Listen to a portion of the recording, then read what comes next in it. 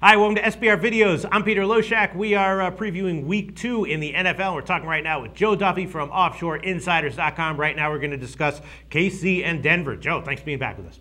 All right, thank you, Peter. All right, before we get your take on this line, you've got these NFL double-digit favorite lines are always so agitating to try to suss out value with. But first, let's get a plug for OffshoreInsiders.com. Tell everyone how well you've done in your career and last week. Well, no, like I said, there's very few people in this business that have been around since the 1980s as full-time professional handicappers.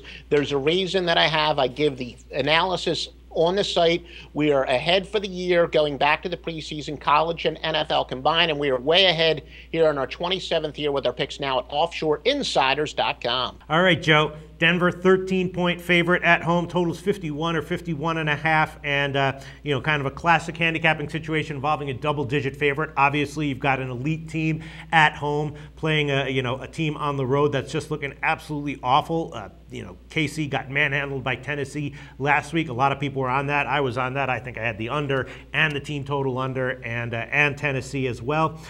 Here they are going into Denver. I mean, on paper, you got to think Denver. Why can't they win by 2 touchdowns? I guess you'd think Denver minus 13 might be the right side. That line actually has gone up a little bit since opening. It opened at about 12. Is that what you like here? No, I'm actually going to go with the underdogs, but I do want to say something that this game shows why I like to test my theories. A lot of people will say, well, you went to school all those years, you're a college graduate. What the heck did you learn in school that's going to help you in sports handicapping? And in addition to the obvious stuff, the math and statistics, they always taught us the scientific method. You come up with a theory and then you try to disprove it.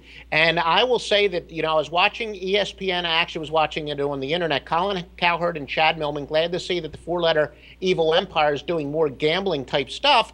But Colin Cowherd said to Chad Millman, well, bad teams, they don't know that they are bad earlier in the year, and that going with big underdogs early in the year are great plays. And that was a theory I didn't necessarily disagree with, but I had to check the facts, and I looked it up, and that turns out it is false. In fact, 13-point or more favorites in the first 2 weeks of the year are 13-9 against the spread. Now, again, not statistically overwhelming, but it shows that you got to have a fact checker there, Mr. Cowherd and Mr. Millman, because that was not accurate. Yeah. But in week 3 or later, the big favorites of the 13-point or more favorites are only 165 and 206. So in other words, statistically, it's best to go with the big favorites early in the year, first 2 weeks, but then week 3 on, it's best to go with the big underdogs. But that being said, a 13-9 statistic, not statistically significant. Just wanted to say that, sometimes you got to look up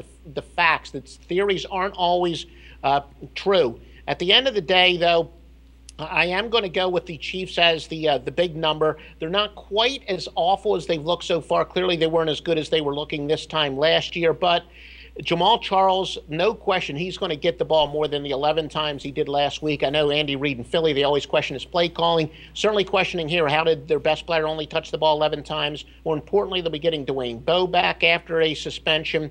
And it is a pretty good situational bet. I don't use situational bets quite as much in the pros as I do in college, but they are still important. Keep in mind that, Denver, not only was John Elway playing his Colts last week, but guess who they're playing next week? The Seattle Seahawks. That's a pretty big game. Well, I shouldn't say what happened the last time they met, because the last time they met was actually in the preseason. But the last time they met in a meaningful game, it was the Super Bowl. So you can see how this could be a little bit of a sandwich game for the Broncos and Kansas City. Like I said, they're going to get one weapon back, and I'm pretty confident they're going to use another weapon a lot more than they did in week 1. All right, well, that definitely seems pretty contrarian, Joe Duffy, because I have to assume that the public is going to be all over Denver. And, sharp action, I don't know where the majority of the sharp action will come in. But, if KC, keeps it close, do you expect a better performance from Alex Smith, because he's looked awful? Yeah. And then the injuries on defense for KC, you think those won't be as much of a factor as maybe people think? Yeah, no, I know that they're minus Derek Johnson and Mike DeVito, and they're very key players. Johnson was a Pro Bowler each of the last 2 years, but that is certainly reflected in the line. Yes, Alex Smith is a solid, serviceable quarterback. He's going to bounce back, so he'll have a much better game. It is a very high spread. Also, another one of those common cliches I looked up turned out to be true in this series. I know a lot of people say, oh, you always got to bet a double-digit underdog in a rivalry game, and this would certainly be Denver and Kansas City, they're huge rivals. Well, underdogs of 9 or more are actually 12-2 in this series, but especially, like I said, considering that it is a nice spot, or I should say really a bad spot for Denver more than a nice spot for Kansas City, I think, yeah, taking the big number here is a pretty good play. And like I said, I think if anything, maybe there's a little bit over adjustment to the Kansas City's late season collapse and the fact that they look poorly so far. This is still a decent enough team to be getting that. They're too good to be getting that many points. KC plus 13 it is. Thanks so much, Joe Duffy. Talk again very soon.